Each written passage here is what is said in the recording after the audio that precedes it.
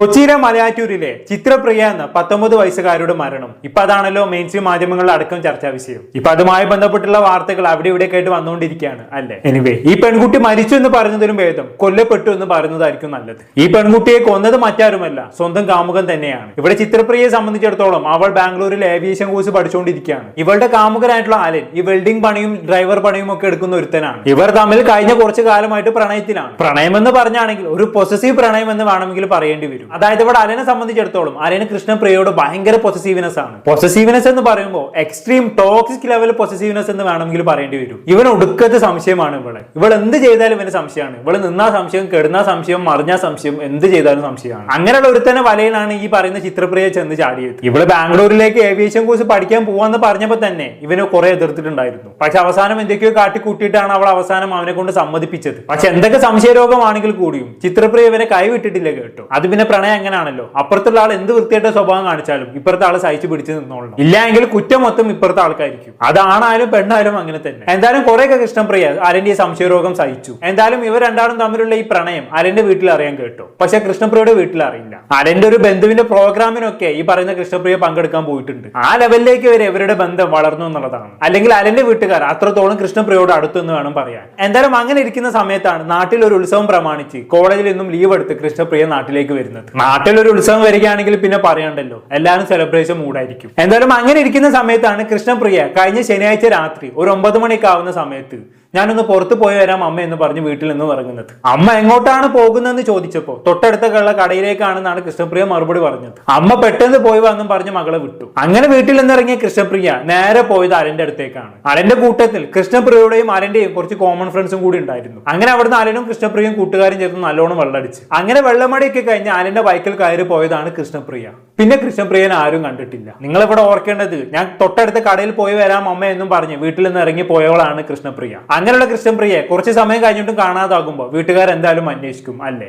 അങ്ങനെ അന്വേഷിച്ചിട്ടും അവർക്ക് ആർക്കും കൃഷ്ണപ്രിയയെ കണ്ടെത്താനായില്ല. അങ്ങനെ അവസാനം അവർ തൊട്ടടുത്ത പോലീസ് സ്റ്റേഷനിൽ മിസ്സിംഗ് കേസ് ഫയൽ ചെയ്തു. 1-2 ദിവസം പോലീസുകാർ അന്വേഷിച്ചു, പക്ഷെ കൃഷ്ണപ്രിയയെ കണ്ടെത്താനായില്ല. അങ്ങനെ ഇരിക്കുകയാണ് 1-2 ദിവസം കൃഷ്ണപ്രിയയുടെ വീട്ടിൽ നിന്നും 1 കിലോമീറ്റർ അകലെ ഒരു ചിതക്ക് സമീപം ഒരു ദുർഗന്ധം വരുന്നത്. ആ ദുർഗന്ധം ആ ഏരിയ മൊത്തം പടർന്നു. സ്വാഭാവികമായിട്ടും അതിന് ചുറ്റുമുള്ള നാട്ടുകാർക്ക് ആ ദുർഗന്ധം ഭയങ്കര ദുസ്സഹമായി തോന്നി. അവരെന്താണ് ഇങ്ങനെ ദുർഗന്ധം വരാൻ കാരണമെന്ന് ഇങ്ങനെ അന്വേഷിച്ച് നോക്കിയ സമയത്താണ് അവിടെ ഒരു ഡെഡ് ബോഡി എടുക്കുന്നവർ കാണുന്നത്. ഉടനെ തന്നെ പോലീസിന് വിവരം അറിയിച്ചു. അങ്ങനെ പോലീസ് വന്ന് പരിശോധിച്ചപ്പോ മരിച്ചത് ചിത്രപ്രിയയാണെന്ന് അവർ വെരിഫൈ ചെയ്തു. അതിനുശേഷം ചിത്രപ്രിയയുമായി ബന്ധപ്പെട്ടുള്ള ഓരോരുത്തരെയും വിളിച്ചു വരുത്തി പോലീസുകാർ ചോദ്യം ചെയ്തു. അതിന്റെ കൂട്ടത്തിൽ ചിത്രപ്രിയയുടെ ബോയ് ഫ്രണ്ട് ആയിട്ടുള്ള അലനും ഉണ്ടായിരുന്നു കേട്ടോ. അലനെ ചോദ്യം ചെയ്തപ്പോൾ അലൻ ആദ്യം പറഞ്ഞത് ശനിയാഴ്ച രാത്രി അവൾ തന്റെ കൂടെ ഉണ്ടായിരുന്നു. അന്ന് രാത്രി ചിത്രപ്രിയയെ അവളുടെ വീട്ടിൽ കൊണ്ടുപോയി ഡ്രോപ്പ് ചെയ്തു, പിന്നെ അവളെ കണ്ടിട്ടില്ല എന്നുള്ളതാണ്. പോലീസുകാർ അത് വിശ്വസിച്ച് അവനെ വെറുതെ വിട്ടു. അതിനുശേഷം പോലീസുകാരെന്താക്കി, സ്ഥലത്തെ CCTV ദൃശ്യങ്ങളെല്ലാം ഒന്ന് പരിശോധിച്ചു നോക്കി. ആ പരിശോധനയിൽ ഒരു CCTV ദൃശ്യം അവരുടെ കണ്ണിലൊടുക്കി. ശരിക്കും ആ CCTV ദൃശ്യമാണ് ഈ കേസിന് ഒരു വൈത്തിരിവായി മാറിയത്. ആ CCTV ദൃശ്യം ഇന്ന് ന്യൂസ് ക്ലിപ്പിലൊക്കെ വന്നിട്ടുണ്ടായിരുന്നു. നമ്മൊന്ന്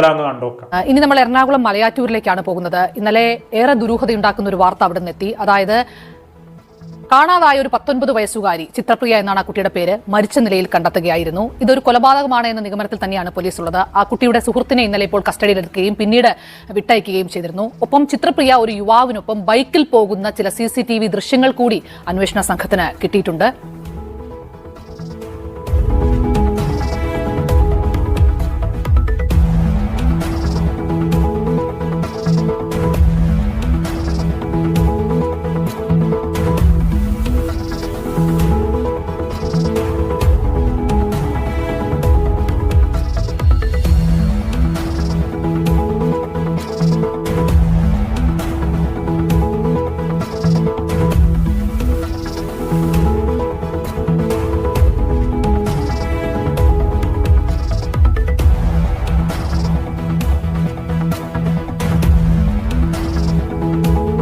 ഓക്കെ, എല്ലാവരും ഈ CCTV ദൃശ്യം കണ്ടല്ലോ. ഈ ദൃശ്യം കണ്ടാൽ കൃത്യമായിട്ട് മനസ്സിലാക്കും അല്ലെ. 2 ബൈക്ക് അവിടെയുണ്ട്. അതിലൊരു ബൈക്ക് സൈഡിലേക്ക് മാറ്റി നിർത്തുമ്പോൾ അതിൽ ബാക്കിൽ നിന്നൊരു പെൺകുട്ടി ഇറങ്ങി പോകുന്നുണ്ട്. അന്നേരം മുന്നിൽ വണ്ടി ഓടിച്ചവൻ ആ പെണ്ണിനെ നോക്കി എന്തോ പറയുന്നുണ്ട് അല്ലെ. ഇതെല്ലാം നടക്കുന്നതിന്റെ ഡേറ്റും സമയവും ഈ CCTVയിൽ കാണിക്കുന്നുണ്ട്. ഞാൻ ആ സൈഡിൽ കൊടുക്കാം. 7/12/2025 സൺഡേ രാത്രി 1:53 AM ഈ സംഭവം അരങ്ങേറുന്നത്. അതായത് നട്ടപ്പാതിരാക്ക്. എന്തായാലും ഈ CCTVയിൽ പിന്നിൽ നിന്നും ഇറങ്ങിപ്പോയ പെൺകുട്ടിയാണ് ചിത്രപ്രിയ, മുന്നിൽ വണ്ടി ഓടിച്ച ആൺകുട്ടിയാണ് അലൻ. അതെല്ലാവർക്കും മനസ്സിലായി കാണുമെന്ന് വിചാരിക്കുന്നു. എന്തായാലും ഈ CCTV കയ്യിൽ കിട്ടിയതോടെ പോലീസുകാരെന്തൊക്കെ വീണ്ടും അലനെ വിളിപ്പിച്ച് ചോദ്യം ചെയ്തു. ആ ചോദ്യം ചെയ്യലിലാണ് സത്യങ്ങളെല്ലാം പുറത്തു വന്നത്. സംഭവം ഞാൻ നേരത്തെ പറഞ്ഞ പോലെ തന്നെ അലന് ചിത്രപ്രിയയോട് ഭയങ്കര സംശയരോഗമാണ്. അതുമായി ബന്ധപ്പെട്ട് ഇടയ്ക്കിടെ ഇവർക്കിടയിൽ തർക്കങ്ങൾ ഉണ്ടാകാറുമുണ്ട്. പക്ഷെ ഇത്തവണത്തെ തർക്കം കുറച്ച് കൂടുതലായിരുന്നു കേട്ടോ.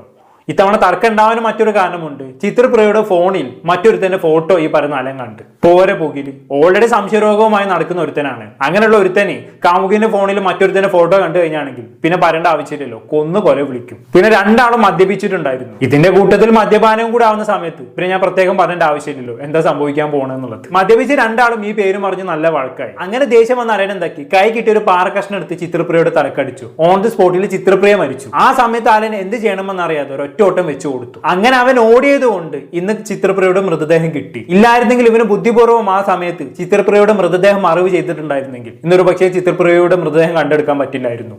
അവൻ അവിടെ ആ മൃതദേഹം ഉപേക്ഷിച്ച് ഓടിയത് കൊണ്ട് 2 ദിവസം മൃതദേഹം അവിടെ കിടന്നു. അതിനുശേഷം ചീഞ്ഞഴുകാൻ തുടങ്ങി. അതിന്റെ ദുർഗന്ധം ചുറ്റും പരക്കാൻ തുടങ്ങി.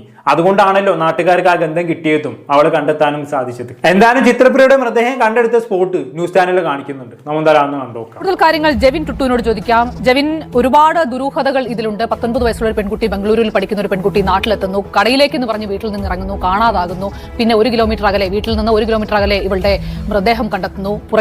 കഴുത്തിന് പുറകിലടക്കം വലിയ മുറിവിന്റെ പാടുകൾ ഉണ്ട് എന്നൊക്കെ പറയുന്നു. എന്താണ് സംഭവിച്ചതെന്നുള്ളതാണ് അറിയേണ്ടത്. ഇപ്പോ ഏറ്റവും ഒടുവിൽ നമ്മൾ ഈ കാണിച്ച CCTV ദൃശ്യങ്ങൾ, അതിൽ ഒരു യുവാവിനൊപ്പം ആ പെൺകുട്ടി ബൈക്കിൽ പോകുന്നതാണ് കാണുന്നത്. കൂടെ മറ്റൊരു വാഹനത്തിൽ, മറ്റൊരു ബൈക്കിൽ മറ്റൊരു യുവാവിനെയും കാണാം. ഇവരിൽ ആരെങ്കിലും ആണോ ഇപ്പോൾ കഴിഞ്ഞ ദിവസം കസ്റ്റഡിയിൽ എടുക്കുകയും വിട്ടയക്കുകയും ഒക്കെ ചെയ്തത്? എന്താണ് പോലീസിന്റെ ഒരു അനുമാനം? ശാലിനി, ഏറ്റവും പുതിയ വിവരം ഇന്ന് രാവിലെ ഇപ്പോൾ പോലീസ് പറയുന്നത് ഈ കൂട്ടത്തിൽ ഉള്ള പെൺകുട്ടിയുടെ കൂട്ടത്തിലുള്ള ഈ കുട്ടിയുടെ ആൺസുഹൃത്ത് എന്ന് തന്നെ പറയുന്ന അലൻ എന്ന ഒരാളെ പോലീസ് കസ്റ്റഡിയിൽ എടുത്തിട്ടുണ്ട്. ഈ അലൻ ആണ് ഏറെക്കുറെ സമ്മതിച്ചു എന്ന തരത്തിലാണ് പോലീസ് പറയുന്നത്. ഇനിയിപ്പോൾ പോലീസ് ഈ കുട്ടിയുടെ പോസ്റ്റ്മോർട്ടം റിപ്പോർട്ടിനായി കാത്തിരിക്കുകയാണ്, എങ്ങനെയാണ് മരണം എന്ന് സ്ഥിരീകരിക്കാൻ.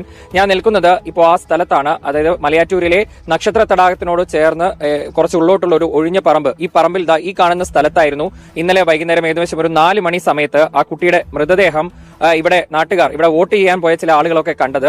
ഈ തൊട്ടടുത്ത് താമസിക്കുന്ന വീടുകളിലൊക്കെ വലിയ രീതിയിൽ ദുർഗന്ധം പരന്നിരുന്നു. അതിനെ തുടർന്ന് വീട്ടുകാർ എന്താണെന്ന് സംശയിച്ച് നിൽക്കുന്നതിനിടയിലാണ് ഇവിടെ ഒരാൾ ഇതുവഴി കടന്നു പോവുകയും അയാൾ ഇത് കാണുകയും ചെയ്തത്. ഈ കണ്ടതിന് പിന്നാലെ ഇവിടെ ആളുകൾ തടിച്ചുകൂടി. അതിനുശേഷം പോലീസ് ഇവിടെ എത്തി നോക്കിയപ്പോഴാണ് ഈ കഴിഞ്ഞ ശനിയാഴ്ച വൈകിട്ട് കാണാതായ, ഇവിടെ നിന്ന് ഏകദേശം 1.5 കിലോമീറ്ററോളം ദൂരത്തിൽ താമസിക്കുന്ന ചിത്രപ്രിയയുടെ മൃതദേഹമാണ് ഇത് എന്ന് തിരിച്ചറിഞ്ഞത്. എന്നാൽ 2 ദിവസത്തെ പഴക്കം ഉണ്ട്. 2 ദിവസത്തോളം മുൻപ് മരണം സംഭവിച്ചിട്ടുണ്ട്. മൃതദേഹം ഏകദേശം അഴുകിയ നിലയിലായിരുന്നു. അതുകൊണ്ട് പോലീസ് ഈ പരിസരത്ത് നിന്ന് ഇൻക്വസ്റ്റ് എല്ലാം പൂർത്തിയാക്കി ഇവിടെ നിന്ന് മൃതദേഹം കളമശ്ശേരി മെഡിക്കൽ കോളേജിലേക്ക് മാറ്റി. പിന്നീടാണ് ഈ ചിത്രപ്രിയയെ കാണാതായതുമായി ബന്ധപ്പെട്ട കൂടുതൽ വിവരങ്ങൾ പോലീസിന് ലഭിക്കുന്നത്. ഈ കുട്ടി ബംഗളൂരുവിൽ ഏവിയേഷൻ വിദ്യാർത്ഥിനിയാണ്. അവിടെ പഠനത്തിനിടയിൽ ഇപ്പോൾ കഴിഞ്ഞ ദിവസം അവരുടെ വീടിനടുത്ത് ക്ഷേത്രത്തിൽ ഒരു പരിപാടി ഉണ്ടായിരുന്നു. അതൊക്കെയുമായി ബന്ധപ്പെട്ട് നാട്ടിലേക്ക് വന്നു എന്നാണ് പറയുന്നത്.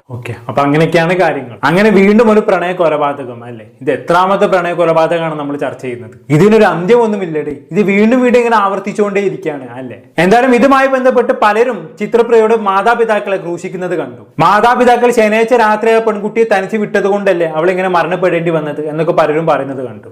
ഉള്ളത് പറയാലോ, ഈ ഒരു അവസരത്തിൽ ഞാൻ ഒരിക്കലും അവളുടെ മാതാപിതാക്കളെ ക്രൂശിക്കാൻ ആഗ്രഹിക്കുന്നില്ല. കാരണം ശനിയാഴ്ച രാത്രി ഒരു 9 മണി സമയത്താണ് അവൾ കടയിലേക്കെന്ന് പറഞ്ഞ് വീട്ടിൽ നിന്നും ഇറങ്ങുന്നത്. ഇപ്പൊ എന്റെ നാട്ടിലാണെങ്കിലും ആ സമയത്തൊക്കെ ഒരുപാട് പെൺകുട്ടികൾ ഒറ്റയ്ക്ക് പല ആവശ്യങ്ങൾക്കും പുറത്തിറങ്ങാറുണ്ട്. അതൊക്കെ പലയിടത്തും ഇപ്പൊ സാധാരണ സംഭവമാണ്. വീട്ടുകാരൊരു ഡ്രസ്സിനെ പുറത്താണ് അവളോട് പൊയ്ക്ക മോളെ എന്ന് പറയുന്നത്. അല്ലാതെ 19 വയസ്സായിട്ട് മക്കളെ എങ്ങനെ മാതാപിതാക്കൾ പാമ്പർ ചെയ്ത് കൊണ്ടെടുക്കണം എന്നാണ് നിങ്ങൾ പറയുന്നത്? അവള് വീട്ടിൽ നിന്ന് ഇറങ്ങി പോയത് രാത്രി 12 മണിക്കും 1 മണിക്കൊക്കെ ആണെങ്കിൽ പിന്നെയും ഓക്കെ. ഇത് 9 മണിക്കൊക്കെയാണ് ഇറങ്ങി പോകുന്നത്. അപ്പൊ അതിനൊക്കെ മാതാപിതാക്കളെ ക്രൂശിക്കുക എന്നൊക്കെ പറഞ്ഞാണെങ്കിൽ ഉള്ളത് പറയാതൊക്കെ ഓവറാണ്. അങ്ങനെയെങ്കിൽ ഈ പെൺകുട്ടി പഠിക്കുന്നത് എവിടെയാണ്? ബാംഗ്ലൂരിലാണ്. ബാംഗ്ലൂർ എങ്ങനെയുള്ള സ്ഥലമാണെന്നുള്ളത് ഞാൻ ആർക്കും പ്രത്യേകിച്ച് പറഞ്ഞേണ്ട ആവശ്യമില്ലല്ലോ. സകല തോന്നിയാസങ്ങൾ നടക്കുന്ന സ്ഥലമാണ് ബാംഗ്ലൂര്. അങ്ങനെയെങ്കിൽ ഈ മാതാപിതാക്കൾ സ്വന്തം മക്കളെ ബാംഗ്ലൂരിലേക്ക് പഠിക്കാൻ വിടാൻ പാടില്ലായിരുന്നു. ഇവിടെ എന്റെ അഭിപ്രായത്തിൽ മാതാപിതാക്കളല്ല പ്രശ്നം, പ്രണയം, ലഹരി രണ്ടും കൂടി പോയാണെങ്കിൽ പ്രശ്നമാണ്. എല്ലാറ്റിനും ഒരു പരിധിയുണ്ട്. ഇതിപ്പോ അവിടെ അലന്റെ പൊസസീവ്നെസ്സും സംശയരോഗം കാരണം കൃഷ്ണപ്രിയയുടെ ജീവൻ ഇല്ലാണ്ടായി. അലനെ സംബന്ധിച്ചിടത്തോളം പിന്നീട് ശിഷ്ടകാലം ജയിലിൽ കിടന്ന് ജീവിതം കഴിച്ചു കൂട്ടാം. അല്ലാണ്ട് ഇപ്പൊ എന്താ അതിനൊക്കെ പറയാല്ലേ? എന്താണ് കേട്ട് നിങ്ങൾക്ക് തോന്നുന്നത് താഴെ കമന്റ് ബോക്സിൽ രേഖപ്പെടുത്തുമല്ലോ. അടുത്തൊരു ടോപ്പിക്കുമായി വീണ്ടും കാണാം.